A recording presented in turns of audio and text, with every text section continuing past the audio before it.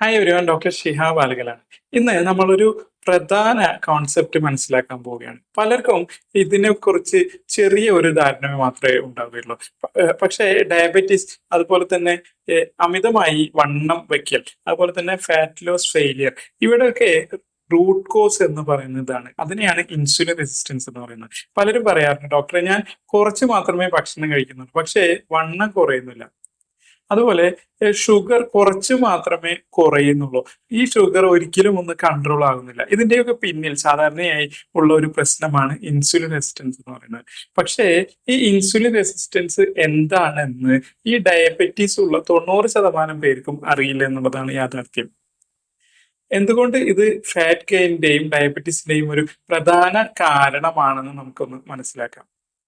അപ്പോൾ ആദ്യമായി മനസ്സിലാക്കേണ്ടത് എന്താണ് ഇൻസുലിൻ. ഇൻസുലിൻ എന്നുള്ളത് ഒരു ഹോർമോണാണ്. ഇത് പാൻക്രിയാസിലെ ബീറ്റ സെല്ലുകളിലാണ് നിർമ്മിക്കപ്പെടുന്നത്. നാം എന്ത് ഭക്ഷണം കഴിച്ചാലും, അത് ചോറാകട്ടെ, ചപ്പാത്തി ആകട്ടെ, അല്ലെങ്കിൽ റൊട്ടി ആകട്ടെ, മധുരമാവട്ടെ, എന്തായാലും അത് ശരീരത്തിൽ ഗ്ലൂക്കോസ് ആയി മാറുന്നുണ്ട്. ഈ ഗ്ലൂക്കോസ് നമ്മുടെ രക്തത്തിലേക്ക് പ്രവേശിക്കും. അപ്പോൾ ഇൻസുലിന്റെ ജോലി എന്താണ്? ഈ രക്തത്തിലുള്ള ഗ്ലൂക്കോസ് സെല്ലുകളുടെ ഉള്ളിലേക്ക് പോകേണ്ടതുണ്ട്. അപ്പോൾ മാത്രമേ അതിനെ എനർജിയായി ഉപയോഗിക്കാൻ സാധിക്കുള്ളൂ. ഇവിടെ ഇൻസുലിന്റെ റോൾ വളരെ പ്രധാനമാണ്. ഇൻസുലിൻ ഒരു താക്കോൽ പോലെയാണ് പ്രവർത്തിക്കുന്നത്. നമ്മുടെ സെല്ലുകൾ ഒരു ലോക്ക് പോലെയും. അപ്പോൾ ഈ ഇൻസുലിൻ വരുന്നു, ഇൻസുലിൻ വന്ന് ആ ലോക്ക് തുറക്കുന്നു. അപ്പോൾ ഗ്ലൂക്കോസ് ഇത് സെല്ലിൽ കയറുകയും ചെയ്യുന്നു. അങ്ങനെ നമുക്ക് എനർജി ഉപയോഗപ്പെടുത്താൻ സാധിക്കുകയും ചെയ്യുന്നു. അതുകൊണ്ടാണ് നമുക്ക് നടക്കാനും, അതുപോലെ തന്നെ ജോലി ചെയ്യാനും, എന്ത് ചിന്തിക്കാനും, എന്ത് ജോലിയാണെങ്കിലും ചെയ്യാൻ നമുക്ക് സാധിക്കുന്നത്. അപ്പോൾ ഈ സിസ്റ്റം പതുക്കെ പതുക്കെ ഡിസ്റ്റർബ് ആകുമ്പോൾ, അതായത് ഈ സെല്ലുകൾ, ഈ നേരത്തെ പറഞ്ഞ ഈ സെല്ലുകൾ അഥവാ കോശങ്ങൾ ഇൻസുലിൻ വരുന്നത് അതായത് ഇൻസുലിൻ വരുന്നത് അവഗണിച്ചു തുടങ്ങുമ്പോൾ ആണ് പ്രശ്നം വരുന്നു തുടങ്ങും. അതായത് ഇൻസുലിൻ ഉണ്ട്, പക്ഷേ ഈ ലോക്ക് ശരിയായി തുറക്കുന്നില്ല. ഈ അവസ്ഥയെയാണ് ഇൻസുലിൻ റെസിസ്റ്റൻസ് എന്ന് പറയുന്നത്. അപ്പോൾ ഇൻസുലിൻ റെസിസ്റ്റൻസിൽ എന്താണ് സംഭവിക്കുന്നത് നമുക്ക് നോക്കാം.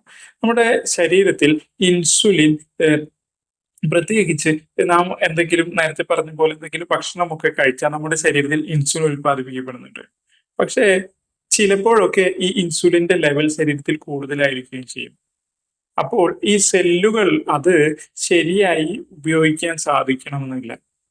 അപ്പോൾ എന്താണ് സംഭവിക്കുക? തൽഫലമായി ഗ്ലൂക്കോസ് രക്തത്തിൽ തന്നെ തുടരുന്നു. ഈ സെല്ലുകളിലേക്ക് പോകാതെ ഈ ഗ്ലൂക്കോസ് രക്തത്തിൽ തന്നെ തുടരുകയാണ് ചെയ്യുന്നത്. അപ്പോൾ ശരീരം എന്താണ് ചെയ്യുക? ശരീരം പാൻക്രിയാസ് ചിന്തിക്കും, ഇൻസുലിൻ കുറവായതുകൊണ്ടാണോ, അതുകൊണ്ട് പാൻക്രിയാസ് കൂടുതൽ ഇൻസുലിൻ നിർമ്മിക്കാൻ തുടങ്ങുകയും ചെയ്യും. അങ്ങനെ കുറച്ച് സമയം ഈ ഒരു എക്സ്ട്രാ ഇൻസുലിൻ ഉള്ളത് കൊണ്ട് ഷുഗർ ലെവലൊക്കെ ഒന്ന് നോർമൽ ആകും. പക്ഷേ കാലക്രമേണ ആദ്യത്തിൽ ഈ ഷുഗർ ലെവൽ, ഈ പാൻക്രിയാസ് കൂടുതൽ ഉൽപ്പാദിപ്പിക്കുന്നത് കൊണ്ട് ഷുഗർ ലെവൽ നോർമൽ ആയിരിക്കും. പക്ഷെ കാലക്രമേണ ഈ പാൻക്രിയാസിന് കൂടുതൽ പ്രഷർ വരികയാണ് ചെയ്യുന്നത്. അപ്പോൾ ഈ പാൻക്രിയാസ് കുറെ അധികം ഇൻസുലിൻ ഉൽപ്പാദിപ്പിക്കുന്നുണ്ട്. കുറെ കാലം കഴിയുമ്പോൾ ഈ പാൻക്രിയാസ് ക്ഷീണിച്ചു തുടങ്ങും. ആവശ്യത്തിന് ഇൻസുലിൻ ഉൽപ്പാദിപ്പിക്കുവാൻ ഈ പാൻക്രിയാസിന് കഴിയുകയും ചെയ്യുകയില്ല.